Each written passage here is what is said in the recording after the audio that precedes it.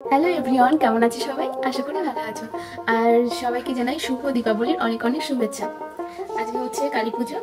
আর সকালবেলা ঘুম থেকে উঠে কোনোই কাজ করিনি তেমন। আমার বাচ্চাদের মানে কিছু কিছু স্টুডেন্ট পড়াই, তো তারা এসেছিল। তারপর আবার মা বললো যে পুজোর দিনে কে পড়াই, দিয়ে অল্প একটু পড়ি ছেড়ে দিলাম। আর এখন এই যে একটু মানে আমি মধুটা কিনে রেখেছি, ভেবেছি একটু মুখে লাগাবো, কিন্তু মনেই থাকে না লাগাতে। এখন একটু মনে পড়লো, তাই ভাবলাম একটু মুখে লাগাই। তো এই মধু মাখার যে কি উপকারিতা আমি জানি না, আমি দেখেছি মাখতে লোককে, আমি তাই মাখি। আর আমাদের গ্রামে কিন্তু খুব সুন্দর মেলা হয়, হ্যাঁ, কালী পুজোর। সবাই কিন্তু মেলা দেখতে এসো। আর এবার আমাদের এই আমাদের এখানটা হচ্ছে যেখানে মেলা হয় সেটা হচ্ছে শ্মশান, ঠিক আছে? শ্মশান বলতে আগে এখানে মরা মানুষ রাখা হতো, তবে এখন সেটা আর হয় না। সেটা অনেক আগে, এখন আর হয় না। আর হচ্ছে আর একটা হয় স্কুল মাঠে, সেটা হচ্ছে একটা মন্দিরে পুজো সারা বছরই থাকে। তারপর হচ্ছে আবার পুজোর সময় পুজো হয়, এরকম একটা। তো আরেকটা হয় হচ্ছে ইলশামারি বলে, আমাদের গ্রামের থেকে একটু দূরে, মানে সামান্য একটু দূরে একটা গ্রাম আছে বর্ডারের কাছে। হ্যাঁ, বর্ডারের কাছে, বাংলাদেশ বর্ডার। মানে ওখান ওই বর্ডার থেকে বাংলাদেশটা মানে দেখা যায়, মানে ওই এই পার হচ্ছে ভারত, ওই পাশে হচ্ছে বাংলাদেশ। তো সেই জায়গায় একটা কালী পুজো হয়। ওই জায়গার পুজোটা আর আমাদের এই যে এই শ্মশানের পুজোটা আমাদের কাছাকাছি গ্রামের মধ্যে ভালো হয়। আর অনেক সিনারিও করে সেখানে। আমাদের এইদিকে প্রায় ইলেকট্রিকের কোনো জিনিস করে, মানে চলন্ত কিছু এমন, হ্যাঁ। আর এই সময় যেমনটা করে ওটা হচ্ছে শুধু পাটকাঠি দিয়ে, পাটকাঠি তো চেনে অনেকে, পাটকাঠি দিয়ে হচ্ছে সেই থিমগুলো করে। এবার শুনেছি রাম মন্দির করেছে। তো যাই হোক, সকালটা আজকে এখান থেকে শুরু করছি। তো ভিডিওটা দেখতে থাকো, আর সবাই মেলা দেখতে এসো। একটু মুখে লাগিয়ে নিচ্ছি। আর এগুলো তো মাখলে কি হয় বললো তো, একটু আমি জানি না ঠিকই, সত্যি সত্যি। ইয়ে স্কিনটা কেমন হয়ে গেছে।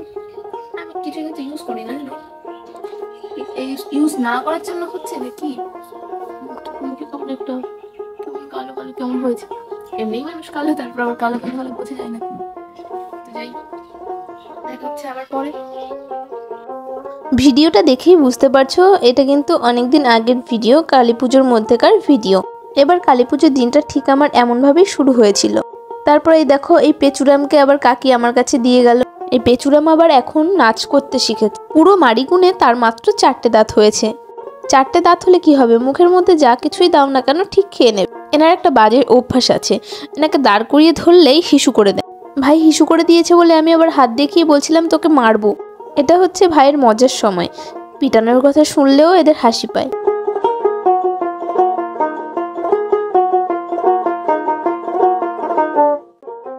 এরপর দুপুরবেলা মা আমায় জলের বোতলগুলো ধোয়ার কাজ দিয়েছিল, আর আমিও সেই মতো সুন্দর করে বোতলগুলো ধুয়ে নিয়েছিলাম। আর সব বোতলগুলোতে জল ভরে নিচ্ছিলাম, কারণ ওই গোলাপি জলের পাত্রটার থেকে সব জল ঢেলে ফাঁকা করে জলের ওই পাত্রটাকে ধোয়ার জন্য। চারিদিকে এতই মাইকের আওয়াজ, তাই আর ভয়েসগুলো দিলাম। চারিপাশে গান বাজছে, আর আমাদের বাড়িতে থাকারই উপায় নেই, কারণ যে বাড়ির সামনের গাছটাতেই একটা চোং দিয়ে দিয়েছে। উঠোনটা আমিই ঝাড় দেবো ভেবেছিলাম, তার মধ্যে দেখলাম মা ঝাড় দিচ্ছে, তাই আর কিছু বললাম না। লক্ষ্মী পুজোর সময় এতটা খড়ে মাটি আনা হয় যেটা আর পরে কাজে লাগে না, শুধু শুধুই ঘরে পড়ে থাকে। এরপর মাথায় আসলো শুধু শুধু মাটিটা নষ্ট না করে আমাদের উঠোনে সুন্দর করে একটা আলপনা দিই। যদিও আমি খুব সুন্দর পারি না, তবুও চেষ্টা করেছি। আর আগের ভিডিওতেও বলেছি যেটুকুনি পারি সেটুকুনিতে আমার নিজের কাজ হয়ে যায়। আমি সব কাজেই এক্সপার্ট নই, তবে যেটুকুনি পারি সেটুকুনিতে আমার কাজ হয়ে যায়। আমি পেরেক দিয়ে মাটিতে প্রথমে এঁকে নিয়েছিলাম, আর আমার সঙ্গে আমার হেল্পার ছিল আমার অনিক ভাই। ও কিন্তু সবসময় আমার সঙ্গে কাজে হেল্প করে। আমি আলপনা দিচ্ছি আর ও বারে বারে আমার কাছে এসে বলছে, দিদি বলো না আমি তোমার কি সাহায্য করব। আমি অনেকক্ষণ ধরে বসে বসে এই কাজটা করছিলাম। ও বারে বারে এসে বলছিল, দিদি তোমার তো কষ্ট হয়ে যাচ্ছে, দাও আমি করে দিই। ও তো ছোট্ট পুচকে, ও কি পারে? কিন্তু ও যে আমায় তাও বলছে, দিদি তোমার কষ্ট হয়ে যাচ্ছে, এটাতেই যেন কষ্ট কমে যায়। আমার এই আলপনা নিয়ে আরও আগে বসা উচিত ছিল, কিন্তু আমি বুঝতে পারিনি, অনেকটা রাত হয়ে গেছিল। এদিকে ঠাম্মা মা সবাই বসে বসে বলছে আর কতক্ষণ লাগবে, আর কতক্ষণ লাগবে। আমি বললাম যে আমি যতক্ষণ না পুরোটা দিচ্ছি ততক্ষণ আমি এখান থেকে উঠবো না। ব্যাকগ্রাউন্ডে শ্যামা সঙ্গীত হচ্ছিল আর আমি বসে বসে আলপনা দিচ্ছিলাম আর গাইছিলাম। আমার কিন্তু বেশ ভালো লাগছিল তখন। যখন কোনো কাজ গান গাইতে গাইতে করা হয় তখন যেন কাজটাই একটু বেশিই মন লেগে যায়। প্রতি বছর কিন্তু আমি আর ভাই মোমবাতিগুলো জ্বালাই, তবে এবার আমি আলপনা নিয়ে বসেছিলাম, এর জন্য আমি আর মোমবাতিটা জ্বালাতে পারছিলাম না। তাই মাকে বললাম যে তুমি আর অনেক ভাই এরা সবাই মিলে মোমবাতিগুলো জ্বালিয়ে ফেলো, কারণ অনেকটা রাত হয়ে গেছিলো। তাই মা ভাইদের নিয়ে সব মোমবাতিগুলোকে জ্বালিয়ে ফেলছিল।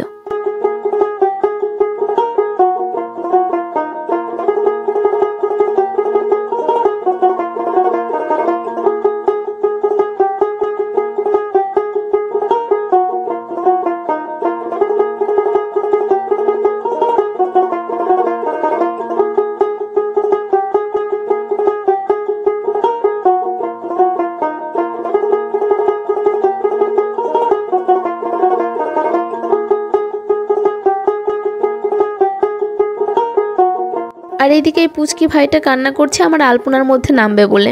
কালী পুজোয় অন্ধকার হলেও এত আলো থাকে না সবার বাড়িতে যে অন্ধকারটা মনেই হয় না।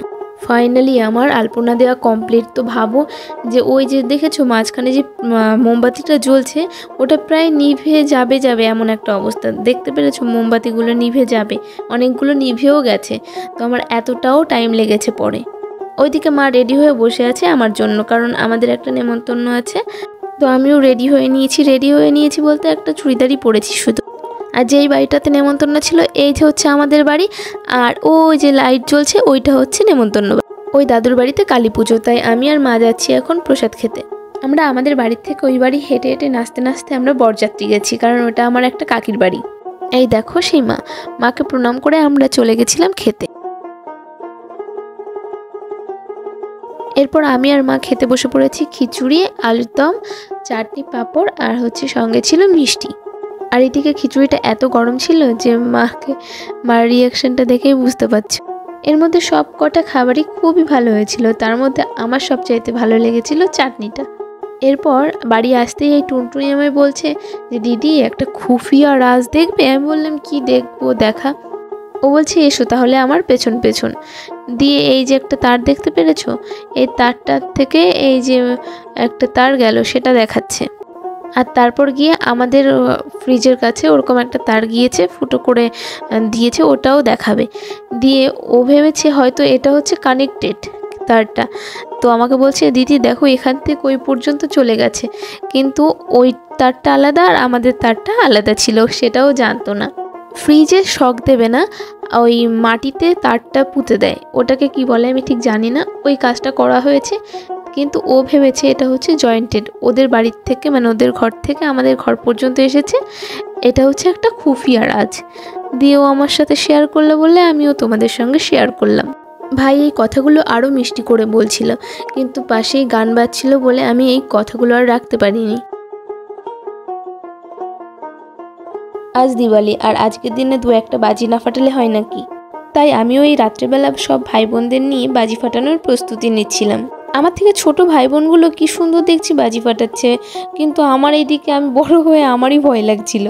আমি এমন একটা এই বাজি নিয়েছি যে শুধু নিভে যাচ্ছে, একটু ঘোরাচ্ছি তো আবার নিভে যাচ্ছে।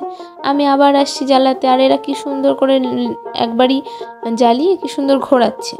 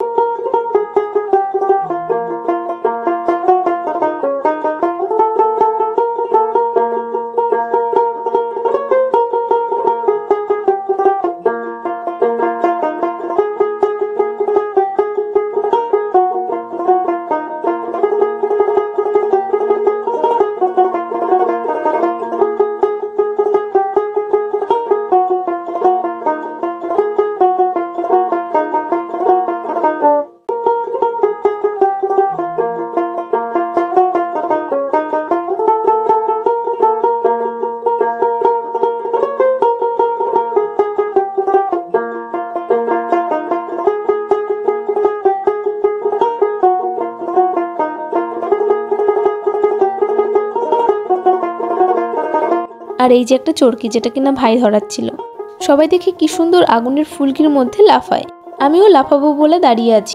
মানুষ লাফাতে লাফাতে সামনের দিকে আসে আর আমি এমন লাফিয়েছি যে ক্যামেরার থেকে বাইরে চলে গেছি। আজকের এই দিনটাতে রাস্তায় রাস্তায় মোড়ে মোড়ে সবার বাড়িতে এই আলোর ঝলকানি দেখা যায়। আমাদের ঘরবাড়িও বছরে একবারই এই দিওয়ালির সময় সুন্দর করে সাজে। এদিকে অনেকটাই রাত হয়ে গেছিল, বাড়িতে সবাই ঘরে ঢুকে পড়েছে আর আমি আর আমার ভাই রাত্রেবেলা এখন নেচে বেড়াচ্ছি। কারণ বললামই বাড়ির সামনে চোং দিয়েছে আর গান বাজাচ্ছিল সুন্দর সুন্দর, আর আমরাও সেই গানের তালে তালে নাচ করছি। গান ছাড়া এই নাচগুলো দেখলে বোকার মতো লাগে, তবে সেই সময় আমরা দুজন কিন্তু খুব মজা করেছিলাম।